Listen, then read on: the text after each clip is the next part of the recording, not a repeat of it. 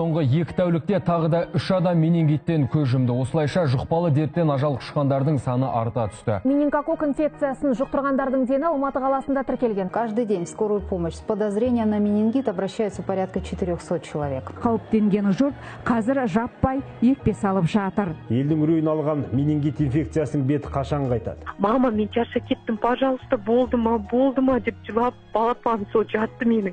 Сәлем достар, бірнеше күннің ішінде еліміздің баршасы менингит ауруының қаупі жайлы біліп, денсаулықтары үшін алаңдай бастады. Ал сол менингококк инфекциясының жұқтырғандарының дені Алматы қаласында тіркелген. Жыл басталғалы Алматыда осы аурудың белгісі бар деген күдікпен 80 адам ауруханаға түсіп, оның 32-сі науқас деп танылып, 6-ы қайтыс болып кеткен. Енді менингит ауруы шығып тараған сәтте көрермендеріміз бұл сұмдық дерт жайлы көбірек білгісі келіп, осы жайында видеоның шығуын қалаған еді. Сізбен бірге Пазл каналы.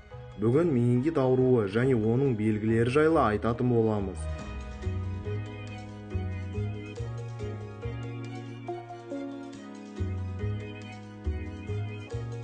Елімізде менингит қаупі сейілмей тұр. Менингит дертінен өткен демалыстарда ғана тағы 2 адам көз жұмды. Оңайлықпен жұғып, өмірді әп-сәтте әкететін менингит елдің зәресін алды. Бұл ми ауруының алғашқы белгілері қарапайым суық тиюге немесе вирустық инфекцияға ұқсағандықтан көбі оған дер кезіне мән бермейді. Тіпті елімізде қайтыс болған адамдардың көбі менингитке шалдыққандарын өмірінің соңғы уақыттарына дейін білмеген. Ал дәрігерлер болса үй жағдайында аса жұқпалы ауру кезінде өздігінен ем жасамауға шақырады. Өйткені үйде менингитті жеңу мүмкін емес. Қазақша ми құрты, яғни менингит өте қатерлі ми ауру болып саналады. Менингит бұл бас миы мен жұлынның қабынуы. Менингит адамның жүйке жүйесіне қатты әсер етіп, нәтижесіне дұрыс көмек көрсетілмесе, адам өз өмірімен тез арада қоштасады. Ауру бастапқы кезінде 2 түрге бөлінеді. Жедел және созылмалы болатын бұл аурудың ең күрделісі мида іріңді түрде болатын менингиалдық синдромы. Сонымен қатар менингиттің бактериалды, вирусты, тазды, токсиплазмозды және де басқандай қауіпті түрлері болады. Бұл аурудың ең жиі таралатын түрі ол бактериалды және вирусты. Алдында келтірілген тізімде бактериалды менингит ең көп адам өмірін әкеткені болып есептеледі. Дегенмен қазіргі таңда оның қоздырушыларын басатын вакциналар бар.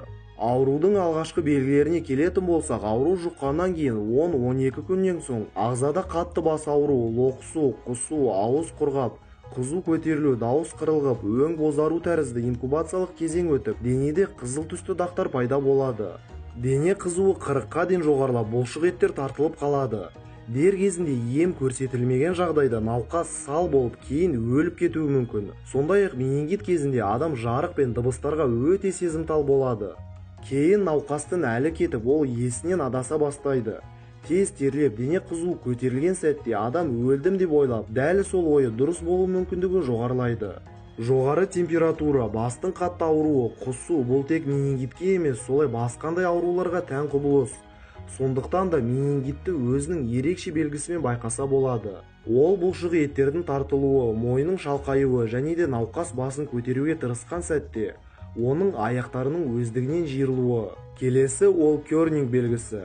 Бұл жағдайда ауру адамның жамбас буыны бүгіліп тұрса, ол тізесін бүге алмайды. Осы видеодағы белгілерді өз ағзаңызда байқасаңыз, жедел түрде ауруханаға хабарласыңыз. Өйткені менингит ешкімді күтпейді. Бұл жағдайда шыны керек, әр минут санаулы болады. Еш қорықпай жедел жәрдемді шақырып ауруды дер кезінде емдеңіз. Ал егер ауру сізді шетпен өтсе, онда менингитті алдын алу жолдарын жаттап алыңыз. Ең бірінші науқаспен байланысты шектеу.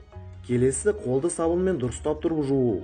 Үшінші адам көп жерлерге шықпауға тырысу. Төртінші қауіпті аудандарға бармау. Бесінші ашық су қоймаларында суға түспеу. Және соңғысы масканы тағып жүру. Менингит ауруы тек Алматыда емес, солай Астанада және еліміздің бірнеше қалаларында жүріп жатыр. Дәрігерлер мен мамандардың айтуынша, бұл таралып жатқан ауру эпидемиядан гөрі маусымдық ауруға ұқсайды. Не болса да сақтықта қорлық жоқ демекші, абай болып менингит атты жұқпалы ми ауруына шалдығып қалмаңыз. Ол үшін әрине барлық қауіпсіздік ережелерін сақтап, осы видеоның таралуына көмек етіп жіберіңіз. Бейнероликке лайк басып, поделиться батырмасын басып, ВКонтакте, Facebook, WhatsApp'тағы достар мен туыстарыңызға таратып жіберіңіз. Себебі видеодағы келтірілген мәліметтер әр адамға өмірінде керек болып қалуы мүмкін. Әрине, елімізде менингиттің орнынан осы видео тараса керемет болар еді. Ал біздің жаңа видеоларымызды өткізіп алмас үшін арнамызға жазылып не мына жерде қоңыраушаны басып кетуге ұмытпаңыз. Сонда біздің жаңа шығып жатқан видеоларымызды әрдайым ең бірінші болып көретін боласыз. Сонымен қатар видео сипаттамасындағы және бірінші комментарийдегі сілтемелер бойынша сіз біздің барлық әлеуметтік желілерімізге өте аласыз. Барлық желілерге тіркеліп, әрдайым бізбен бірге болыңыз. Бүгінге осы. Пазлға жазыл.